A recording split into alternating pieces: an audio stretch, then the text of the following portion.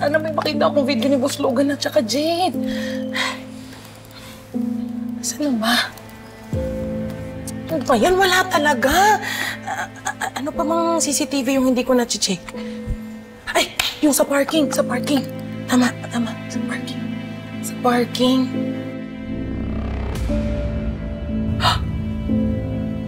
Huli ka, balpon.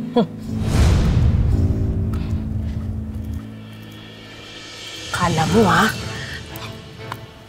Ay, wait lang. Maabutan ako. Ay, ano ba yan? Ayan. Ayan.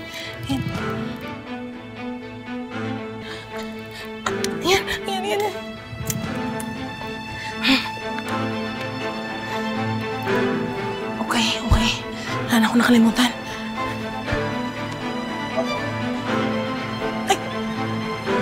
Boss Logan?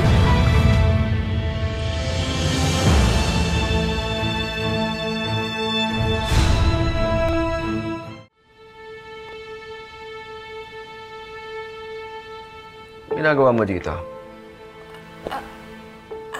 Ito po kasing sales report natin last month, boss.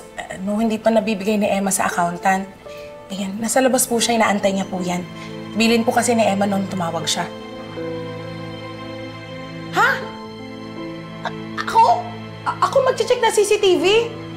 Emma naman eh. Ano ba naman yun? Napakadelikado naman ng gusto mong gawin. O paano pag nahuli ako ni Marco? O ni Boss Logan mismo? Ano? Yari ako. Flor, napag-isipan ko na yan. Ganito, yung accountant natin dadating. Kasi kukunin niya yung sales report ng last month, di ko parang bibigay sa kanya. I-print mo yun.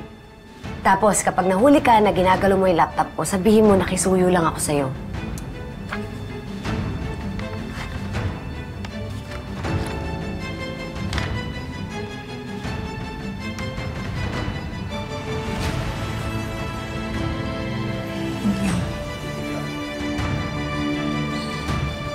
Boss, bakit po? Asan si Emma? Ay, ako boss, hindi ko po alam. Alam mo. Kaya sabihin mo sa akin. Nasaan siya? Kundi. Kung hindi, ano, boss? Sisisantahin niyo ako? Sige po. Wala naman po akong magagawa kung yun ang gusto niyong gawin eh. Pero kahit anong dik-dik niyo po sa akin, wala po talaga akong sasabihin dahil hindi ko po alam kung nasan si Emma.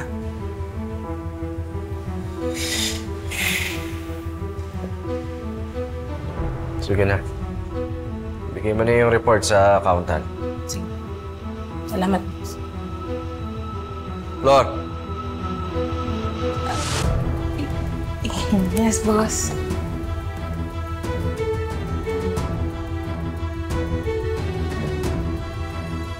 Pera mo, nakalawin. Ay. Ang malaglag. Ay! Sensya na. Salamat, boss.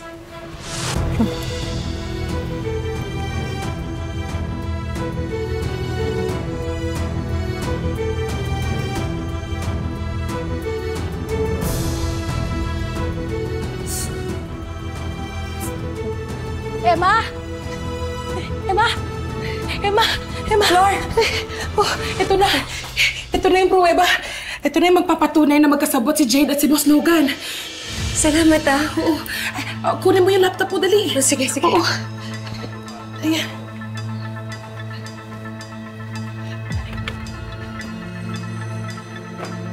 Ito na. Upo ka dyan. Sarap natin.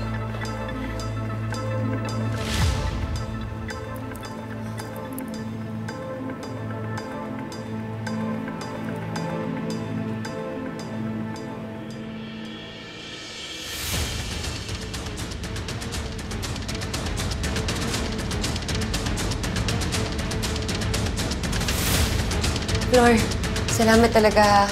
Pasensya ka na nalagay pa kita sa alanganin na sitwasyon. Ano ka ba? Okay lang yun. Wala yun.